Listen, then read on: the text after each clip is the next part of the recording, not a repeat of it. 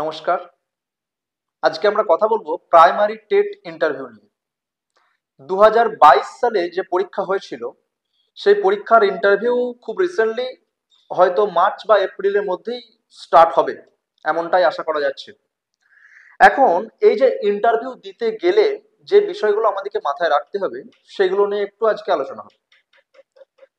Interview দিতে গেলে ক্যান্ডিডেটের মুখে বা ক্যান্ডিডেটের মনে সব থেকে যে প্রশ্নগুলো আসে যে নার্ভাসনেস, ফার্স্ট টাইম হয়তো ইন্টারভিউ বোর্ডে যাচ্ছি, আগে কোনো ইন্টারভিউ দিইনি, এটাই প্রথম এক্সপিরিয়েন্স হবে বা প্রথমবার আমি যাব, তার জন্য কি প্রিপারেশন নিতে হবে বা কোন কোন ধরনের প্রশ্ন হতে পারে।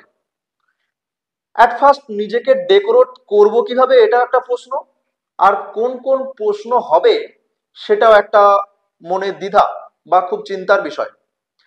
সেই বিষয়টাকে যদি ক্লিয়ার করতে যাই তাহলে মোটামুটি একটা 10 থেকে 12 মিনিটের কথোপকথন বা 10 থেকে 12 মিনিটের একটা আলোচনা করলে বিষয়টা প্রত্যেকের কাছে ক্লিয়ার হয়ে যাবে।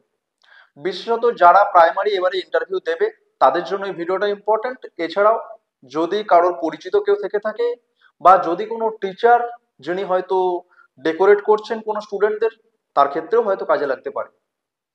এখন এই যে প্রাইমারি টেট ইন্টারভিউ, এই যে পরীক্ষাটা আছে সেই পরীক্ষার ক্ষেত্রে বা এই যে ইন্টারভিউ, সেই ইন্টারভিউর ক্ষেত্রে অন্যান্য ইন্টারভিউর থেকে পার্থক্যটা কোথায়?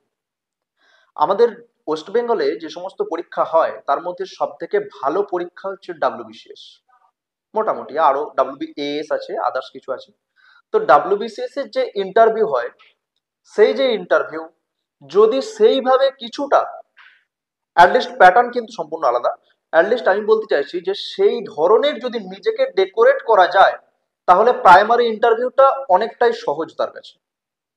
সুতরাং ক্যান্ডিডেট যদি নিজেকে ডেকোরেট করে অ্যাজ এ ডাব্লিউবিসিএস ক্যান্ডিডেট হিসেবে, তাহলে প্রাইমারির ইন্টারভিউটা তার কাছে কোনো নার্ভাস লাগবে না বা কোনো রকম দ্বিধা আসবে না। এর জন্য প্রথমে যে বিষয়গুলো লক্ষ্য রাখতে হবে তার মধ্যে আমি প্রথমে বলবো ড্রেস কোড। ইন্টারভিউ যে দিতে যাচ্ছ তার জন্য ড্রেস কোড কি হবে।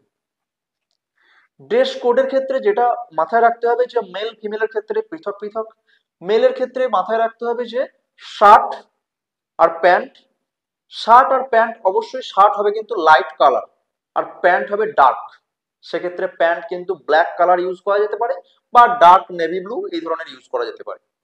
শার্ট হবে কিন্তু অবশ্যই লাইট কালার, হতে পারে চেক বা আদার্স, হোয়াইট হলেও সমস্যা নেই, বরঞ্চ ভালো। এমন ধরনের আমি ড্রেস ইউজ করব না যেটা খুব চোখে লাগে, যেমন লাইট পিঙ্ক, সেটা করা যাবে না। ওকে। মেয়েদের ক্ষেত্রে ড্রেস কোড কি না, অবশ্যই শাড়ি, সালোয়ার কামিজ না ইউজ করাটাই বেটার। শাড়িটা অলওয়েজ যে কোনো জায়গায় কিন্তু গ্রহণযোগ্য। শাড়ির ক্ষেত্রে যে বিষয়টা ইদানিং কালে দেখা যাচ্ছে অনেক অনেক ইন্টারভিউর ক্ষেত্রে, ডাব্লিউবিসিএস ইন্টারভিউ দিতে যাচ্ছে অনেক ক্যান্ডিডেট বা আদার্স অন্য জায়গায়, যে সিল্ক শাড়ি ইউজ করছে। সেই সিল্ক শাড়ি না ইউজ করে কটনের শাড়ি কিন্তু যে কোনো জায়গায় প্রেফারেবল। এবারে আরেকটা জিনিস মাথায় রাখতে হবে, আমার সামনে যারা বসে আছে অর্থাৎ যারা ইন্টারভিউ নিচ্ছেন তাদের প্রত্যেকের এজ কিন্তু 50+। এখন আমি যে ইন্টারভিউ দিতে যাচ্ছি আমাকে কাদের মন জয় করতে হবে? যাদের বয়স 50+। সুতরাং আমি শুধু আমার মতো ভেবে বা এখনকার যে জেনারেশন, এখনকার যেগুলো হট টপিক সেই রকম ভাবে নিজেকে উপস্থাপনা করলে চলবে না, এটা মাথায় রাখতে হবে। আমি আধুনিক হতে বারণ করছি না, বাট আমাকে মাথায় রাখতে হবে যে আমার সামনে যারা বসে আছেন তাদের প্রত্যেকের বয়স কিন্তু 50 থেকে 60 বা 60-এরও বেশি। তাহলে আমাকে তাদের মন জয় করতে হবে, এটা অলওয়েজ মাথায় রাখতে হবে। এখন এই ক্ষেত্রে বলি যে ছেলেদের ক্ষেত্রে যারা বেয়ার্ড রাখো বা অনেকের ক্ষেত্রে বড় বড় চুল থাকে, এগুলো না রাখলেই বেটার। দাড়িটা খুব সুন্দরভাবে ট্রিম করে যায় বেটার ছেলেদের ক্ষেত্রে, এবং যাদের চুল অনেক বড় থাকে সেটা সম্পূর্ণভাবে ওয়েল ডেকোরেটেড করা। তার কারণ হচ্ছে সামনের মানুষের কাছে এই বিষয়গুলো কিন্তু নজর কাড়বে। এখন অবশ্যই একটা দাড়িটা ফ্যাশন হয়েছে এবং খুবই সুন্দর একটা ট্রেন্ড, বাট দাড়ি রাখলেও কিন্তু ওয়েল ট্রিমড, অবশ্যই ট্রিমড করে যেতে হবে। ওকে, এটা গেল হচ্ছে ড্রেস কোড। নেক্সট যে বিষয়টা মাথায় আসে সেটা হচ্ছে এন্ট্রি অ্যান্ড সিটিং, যে আমি প্রবেশ করব কিভাবে। দরজা দিয়ে প্রবেশ করব কিভাবে, আমি কখন তাদেরকে গুড মর্নিং বা নমস্কার কখন জানাবো। তো অবশ্যই দরজা দিয়ে আমি প্রবেশ করার সময় জিজ্ঞাসা করেই প্রবেশ করব, ওনারা যখন বলবেন যে এসো তখন আমি প্রবেশ করব। এছাড়াও আর কি না, গুড মর্নিং জানাবো, গুড মর্নিং জানানোর ক্ষেত্রে বা নমস্কার জানানোর ক্ষেত্রে একটা বিষয় মাথায় রাখতে হবে, যারা বোর্ড মেম্বার আছেন তাদের মধ্যে যিনি মহিলা মেম্বার তাকে প্রথম জানানো উচিত। জানাতেই হবে এমন নয়, কিন্তু জানানো উচিত, এটা সাইকোলজিক্যালি একটা কাজ দেয়, জানানো উচিত। গুড মর্নিং ম্যাডাম, অ্যান্ড যদি গুড মর্নিং স্যার একাধিক থাকবেন আশা করছি, তাহলে গুড মর্নিং স্যার। ওকে, এটা কিন্তু উভয় ক্ষেত্রে প্রযোজ্য, ছেলেদের ক্ষেত্রে মেয়েদের ক্ষেত্রে। মানে আমি অ্যাজ এ ক্যান্ডিডেট হিসেবে ছেলে হই বা মেয়ে হই, তাহলে আমি অবশ্যই আগে মহিলাকে জানাবো, দেন আমি যাব হচ্ছে বোর্ড মেম্বারদের মধ্যে যারা স্যার আছেন তাদেরকে। এরপরে ওনারা নিশ্চয়ই তোমাকে বসতে বলবে চেয়ারে। বসার ক্ষেত্রে সবসময় যেটা মাথায় রাখতে হবে যে আমি চেয়ারের একদম সামনের দিকে ঝুঁকে বসবো না, চেয়ারের যতটা সম্ভব পিছনে বসবো, এবং চেয়ারের মধ্যে পিঠ রাখার যে জায়গা সেখানে আমি আমার পিঠ যেন টাচ করে, এই বিষয়টা মাথায় রাখতে হবে। কেন আমি বলে দিচ্ছি, আর কি আমার হাত কোথায় থাকবে, হাত অবশ্যই চেয়ারের যে আর্ম রেস্ট আছে, হাতল বা হ্যান্ডেল, সেখানে আমার হাত থাকবে, হাত কিন্তু আমার সামনে থাকবে না। ওকে, হাত কোথায় থাকবে না চেয়ারের যে আর্মরেস্ট। কেন না, এটা একটা সাইকোলজিক্যাল খুব সুন্দর অ্যানালাইসিস আছে। কিরকম না, এটা ধরা হয় বা এটা সায়েন্টিফিক্যালি প্রুভড যে আমাদের শরীরের যতটা অংশ ল্যান্ডের সঙ্গে টাচ থাকবে, যেমন দাঁড়িয়ে থাকার থেকে বসে থাকলে অনেক বেশি মানুষ কনফিডেন্ট পায়, তো যতটা সংখ্যক ওয়ালের সঙ্গে টাচ থাকবে কনফিডেন্স লেভেল তত হাই হবে। এটা শুধুমাত্র দেখতে সুন্দর এটার জন্য নয়। ওকে, তাহলে নিজের কনফিডেন্স বাড়ানোর ক্ষেত্রেও এটা কিন্তু কাজে দেয়, আমি কিভাবে বসছি, বডি পশ্চার কি হচ্ছে এটা। নেক্সট আমি আসবো হচ্ছে ইন্ট্রোডিউস ইয়োরসেলফ, কিভাবে তুমি নিজেকে ইন্ট্রোডিউস করবে। এক্ষেত্রে অবশ্যই ওনারা বলবেন যে কোথা থেকে আসছো বা নিজের সম্পর্কে কিছু বলো। এক্ষেত্রে যেটা মাথায় রাখতে হবে যে আমি তো নিজের নাম বললাম, দেন কি যে আমি কোথা থেকে পাস আউট হয়েছি, যদি কলেজ পাস করে থাকি কোন জায়গা থেকে কলেজ পাস করেছি, আমি যদি মাস্টার্স করে থাকি ইউনিভার্সিটির নাম, সেগুলো বললাম। দু তিনটে জিনিস এখানে মাথায় রাখতে হবে, যে যারা ইন্টারভিউ নিচ্ছেন কেবল তারা প্রশ্ন করবেন এমনটা শুধু নয়, আমি যেন তাদেরকে ডিরেকশন দিতে পারি, অর্থাৎ আমার কথার মাধ্যমে কিন্তু ফুটে উঠবে যে কোন অ্যাঙ্গেল থেকে আপনি আমাকে কোশ্চেন করবেন। এই বিষয়টা যার মাথার মধ্যে কাজ করবে না, তিনি যে কোনো ইন্টারভিউ একদম এক চান্সে পাস করে যাবেন, একদম গ্যারান্টি। যার মাথায় করবে সে একদম কনফার্ম পাস। কিভাবে, মনে করো যে কোনো একজন ক্যান্ডিডেট কোনো একটা ফেমাস এরিয়া থেকে আসছে, যেমন হতে পারে বর্ধমান থেকে কেউ যাচ্ছে, তাহলে বর্ধমানের যদি কারোর, এটা প্রত্যেকের ক্ষেত্রে হবে বলছি না, বর্ধমানে যদি কারোর শক্তিগড়ে বাড়ি হয়, সে কিন্তু ওই শক্তিগড়কে ভালো করে উল্লেখ করবে। অবশ্যই শক্তিগড়ের ল্যাংচা থেকে প্রশ্ন আসবে, আর আমার নিজের জায়গা সেগুলো আমি জেনেই যাব, হয়তো না জানলেও ইন্টারভিউর জন্য আমি জেনে যাব। কেউ বাঁকুড়া শুশুনিয়া থেকে আসছে, সেটা কিন্তু ভালো করে উল্লেখ করবে, শুধু যে বাঁকুড়া থেকে আসছে আমি নো, আমি যদি বিশেষ কোনো জায়গা থেকে এসে থাকি তাহলে কিন্তু আমি বলবো। বিষ্ণুপুর থেকে কেউ যাচ্ছে, বাঁকুড়ার বিষ্ণুপুর, সেক্ষেত্রে সেটা কিন্তু উল্লেখ করবে। আমি যদি বীরভূমের আসি, বীরভূমের যদি খুব গুরুত্বপূর্ণ জায়গা থেকে আসি, তাহলে আমি সেটা উল্লেখ করব।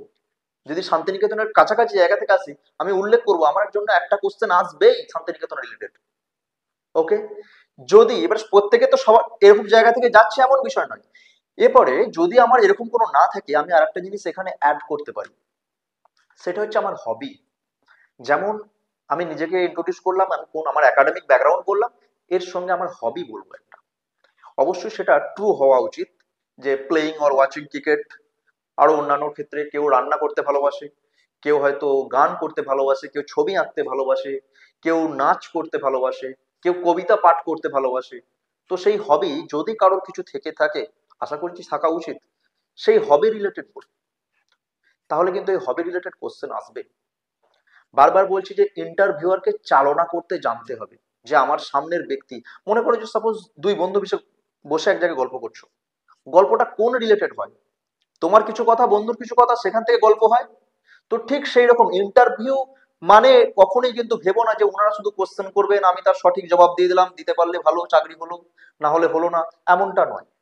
এটাকে অ্যাজ এ তুমি নাও যে এটাকে কথোপকথন, কনভারসেশন। ক্লিয়ার?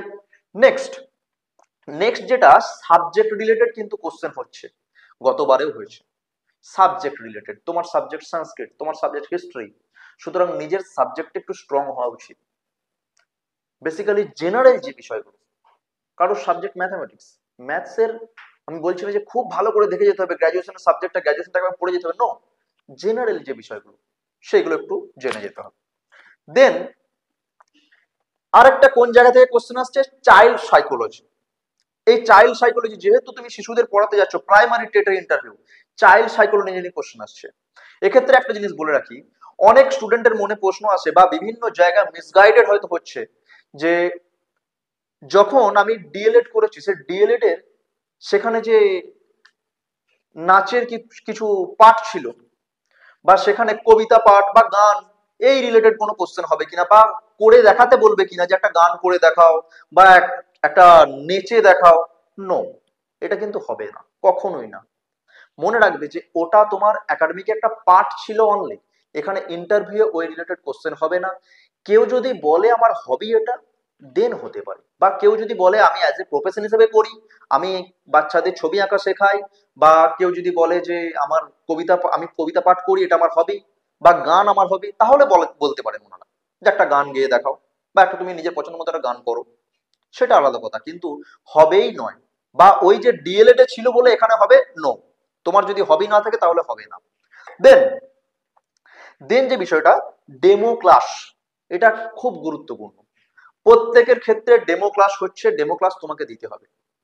এই ক্ষেত্রে কিছু জিনিস মাথায় রাখতে হবে, যেটা কি না, যেটা হচ্ছে ক্লাস 1 থেকে 5 পর্যন্ত যে কোনো ক্লাসের যে কোনো সাবজেক্ট এবং যে কোনো টপিক কিন্তু ওনারা বলে দিচ্ছেন, সবারই ক্ষেত্রে নয়।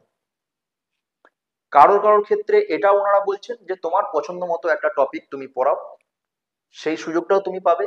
আবার কোনো কোনো ক্ষেত্রে কিন্তু ওনারা বলে দিচ্ছেন যে ক্লাস 4 এর এই বিষয়টা পড়াও, ক্লাস 5 এর অঙ্ক থেকে কিছু পড়াও, ক্লাস 2 এর বাংলা থেকে কিছু পড়াও। তাহলে আমার যেটা প্রথম কাজ, যে ওই 1 থেকে 5 পর্যন্ত একাডেমিকটাকে ভালো করে দেখে যাওয়া, এবং যে কোনো সাবজেক্ট যেন আমি পড়াতে পারি। ওকে, এর জন্য অবশ্যই প্র্যাকটিস, ডেমো টিচিং নিজে প্র্যাকটিস করে যেতে হবে বাড়িতে, কারণ ওখানে প্রথমেই যে হবে না, ভালো হবে না অ্যাটলিস্ট। নেক্সট আরেকটা খুব গুরুত্বপূর্ণ বিষয়, সেটা হচ্ছে কেস স্টাডিজ রিলেটেড কোশ্চেন আসছে। এখন কিন্তু প্রাইমারি টেটের ইন্টারভিউ মানে যে ছোটখাটো ইন্টারভিউ এমন নয়, মোটামুটি বলা যায় প্রাইমারি টেট হতে পারে, ব্যাংক হতে পারে, আদার্স যে কোনো জায়গায় ডাব্লিউবিসিএস হতে পারে, ইন্টারভিউ কিন্তু স্ট্যান্ডার্ড হচ্ছে। ইন্টারভিউ থেকে একে বলা যায় পার্সোনালিটি টেস্ট, অর্থাৎ তুমি এলিজিবল কিনা টিচার হিসেবে, টিচার লাইক কোয়ালিটিস, যেমন যে কোনো অফিসারের ক্ষেত্রে বলা হয় না OLQ, অফিসার লাইক কোয়ালিটিস, তো এক্ষেত্রে টিচার লাইক কোয়ালিটিস কিন্তু দেখা হয় কখনো কখনো। যারা বসে আছেন ওনারা যে তোমাকে একটা পদে নিয়োগ করবেন, তুমি শিশুদের শিক্ষার বিষয়টা সামলানোর জন্য কতটা এলিজিবল, সেটা কিন্তু ওনারা দেখবেন কিসের মাধ্যমে, না কেস স্টাডিজ এর মাধ্যমে। কেস স্টাডিজ মিনস তোমাকে কোনো একটা সিচুয়েশন দেওয়া হলো, সেই সিচুয়েশন কি রিলেটেড হতে পারে, না হতে পারে child related and school related. তো সেই কেস স্টাডিজ কিরকম হয়, জাস্ট আমি একটা ছোটখাটো জিনিস বলতে পারি, যে এমনটা হতে পারে যে তুমি যে স্কুলে আছো, সেই স্কুলে দেখছো যে 200টার মতো স্টুডেন্ট আছে, তার মধ্যে প্রায় দিনই স্কুলে ছেলেরা আসছে, কিন্তু একটা মেজরিটি সংখ্যক স্টুডেন্ট মিড ডে মিল খেতে চাইছে না। তো তাদেরকে তুমি কিভাবে আগ্রহী করে তুলবে, কেস স্টাডি রিলেটেড কোশ্চেন, একটা সিচুয়েশন দেওয়া হলো, তোমার অ্যান্সার কি হবে। ওকে, তো এইগুলো আমাকে একটু জেনে যেতে হবে, এগুলো আমাকে একটু প্র্যাকটিস করে যেতে হবে। ওকে, আর কি school management related case studies means, আর একটা ছোটখাটো বলি, মনে করো যে তুমি একটা স্কুলে পোস্টেড আছো, সেখানে তুমি অ্যাজ এ পার্শ্ব শিক্ষক হিসেবে সেখানে আছো, সেখানে 5 থেকে 6 জন টিচার আছেন, শিক্ষক শিক্ষিকা আছেন। কোনো একজন শিক্ষক তুমি দেখছো যে প্রতিদিন দেরি করে স্কুলে আসছে, তুমি কিন্তু হেডমাস্টার নও, তুমি একজন পার্শ্ব শিক্ষক। কোনো একটা শিক্ষক বা শিক্ষিকা প্রতিদিন দেরিতে আসছেন, বা খুব তাড়াতাড়ি স্কুল থেকে চলে যাচ্ছেন, যার জন্য কি হচ্ছে না, এক তো টাইম মেনটেন হচ্ছে না, দেন কি আর একটা, না ছেলে মেয়েদের ক্লাস হচ্ছে না, কোনো একটা টিচার হয়তো টিফিনের পরই বাড়ি চলে যাচ্ছেন, এমনটা দেখাই যায় প্রায়শই। হয়তো বাস আছে বা ট্রেন আছে বা কোনো কিছু, টিফিনে বাড়ি চলে যাচ্ছেন বা আসতে লেট করছেন। তো সেক্ষেত্রে মনে করো যে এসআই এলেন, এসআই ভিজিট হলো, তোমাকে জিজ্ঞাসা করা হলো পার্সোনালি, তোমাকে কেউ নেই, তোমাকে পার্সোনালি জিজ্ঞাসা করা হলো যে স্কুল কেমন চলছে, স্কুলের টিচাররা কেমন পড়াচ্ছেন, ছাত্রদের কাছ থেকে আউটপুট কেমন আসছে। তো সেক্ষেত্রে তুমি কি এসআই কে বলবে এই ঘটনাটা? Yes or no? জানাবে কি যে একজন টিচার, অথচ যে টিচার বা যে কলিগ তিনি তোমার খুব ভালো বন্ধু হতে পারে, তো সেক্ষেত্রে তুমি কি সেটা জানাবে কি জানাবে না? এটা হচ্ছে কেস স্টাডি রিলেটেড কোশ্চেন। এই বিষয়গুলো মাথায় রাখতে হবে। এগুলোর জন্য কি করতে হবে? এগুলোর জন্য হিউজ প্রিপারেশন প্রয়োজন। নেক্সট, অবশ্যই কনফিডেন্ট, কনফিডেন্স কিন্তু চাই। কারণ কনফিডেন্স যদি না থাকে, ইন্টারভিউ বলে আমি যদি ভয় খেয়ে যাই তাহলে কিন্তু হবে না। এটা মাথায় রাখতে হবে যে কোনো ইন্টারভিউর ক্ষেত্রে, ইন্টারভিউর ক্ষেত্রে কনফিডেন্সটাই মেন। ওকে, নেক্সট একটা জিনিস আমি বলবো, শেষে একদম শেষে বলবো যে মক ইন্টারভিউ দিলে কি কোনো উপকার পাওয়া যায়? এটা অনেক ক্যান্ডিডেট বা অনেক স্টুডেন্টের প্রশ্ন। এটার জন্য বলে রাখি যে মক ইন্টারভিউ দিলে অবশ্যই উপকার পাওয়া যায়, কিন্তু এখানে একটা কিন্তু অ্যাড করছি আমি, কিন্তু আমি যে জায়গায় ইন্টারভিউ দিচ্ছি তারা সঠিক গাইড করছেন কিনা এটা দেখতে হবে। তার কারণ আমি যদি ভুল জায়গায় ইন্টারভিউ দিই বা আমি যদি সঠিক পদ্ধতিতে ইন্টারভিউটা না দিই, প্র্যাকটিস না করি, তাহলে আমার যে সত্তাটা ছিল সেটা থেকে কমপ্লিট নেগেটিভ দিকে চলে যাচ্ছে। তার থেকে না দেওয়া বেটার। অর্থাৎ ভুল জায়গায় দেওয়ার থেকে বা ভুল প্রসেসে, জায়গা থেকেও ভুল প্রসেসে দেওয়ার থেকে না দেওয়াটা বেটার। সেই ক্ষেত্রে অবশ্যই কোন কোন দিকগুলো একটু দেখব না, যেখানে আমি ইন্টারভিউ দেব সেখানে অবশ্যই দেখতে হবে যে যে জায়গায় অরিজিনাল ইন্টারভিউ দেব সেই মতো এনভায়রনমেন্টটা ক্রিয়েট হয়েছে কিনা। যারা ইন্টারভিউ নিচ্ছেন সেখানে মিনিমাম স্যার এবং ম্যাডাম, অর্থাৎ কি শুধুমাত্র যে মহিলারা ইন্টারভিউ নিচ্ছেন বা শুধুমাত্র পুরুষরা ইন্টারভিউ নিচ্ছেন এমনটা না হওয়াটাই বেটার। কারণ এখানে যে জায়গায় আমি ইন্টারভিউ দেব সেখানে অবশ্যই স্যার এবং ম্যাডামরা থাকবেন, অর্থাৎ পুরুষ ও মহিলা থাকবেন। তাহলে এই বিষয়টা একটু দেখা উচিত, ইন্টারভিউ হলের মতো এনভায়রনমেন্টটা হয়েছে কিনা, দেন কি না স্যার এবং ম্যাডাম উভয় আছে কিনা, এবং যে যে কোশ্চেন গুলো হচ্ছে বা আমাকে যেভাবে ট্রেন করা হচ্ছে সেটা রেলিভেন্ট অর ইরেলিভেন্ট। কারণ আজকালকার দিনে নলেজ কিন্তু প্রত্যেকের কাছে আছে, মানে এমন কোনো ক্যান্ডিডেট নেই, এই যে ইউটিউব বা ফ্রি ইন্টারনেটের দুনিয়ায় এমন কোনো ক্যান্ডিডেট নেই যিনি জানেন না যে কোন ধরনের হবে। প্রত্যেকেই কিন্তু জানেন বা প্রত্যেকেই তোমরা জানো যে কোন ধরনের হবে। তাহলে যেটার রেলিভেন্ট সেই ধরনের যেখানে হচ্ছে সেখানে দেওয়া উচিত। ওকে, কারণ ভুল পদ্ধতিতে দিলে আমি সম্পূর্ণ ডাইভার্টেড হয়ে যাব। ওকে, তাহলে এই বিষয়গুলো মাথায় রাখো, এই বিষয়গুলো মাথায় রাখলেই আর কোনো সমস্যা নেই, একদম সহজভাবে, খুব সহজ সরলভাবে প্রাইমারি ইন্টারভিউ দিয়ে আসতে পারো, আর এখান থেকে খুব ভালো মার্কস করতে পারো এবং সামনের চাকরিটা একদম নিশ্চিত করতে পারো নিজের জন্য। নমস্কার।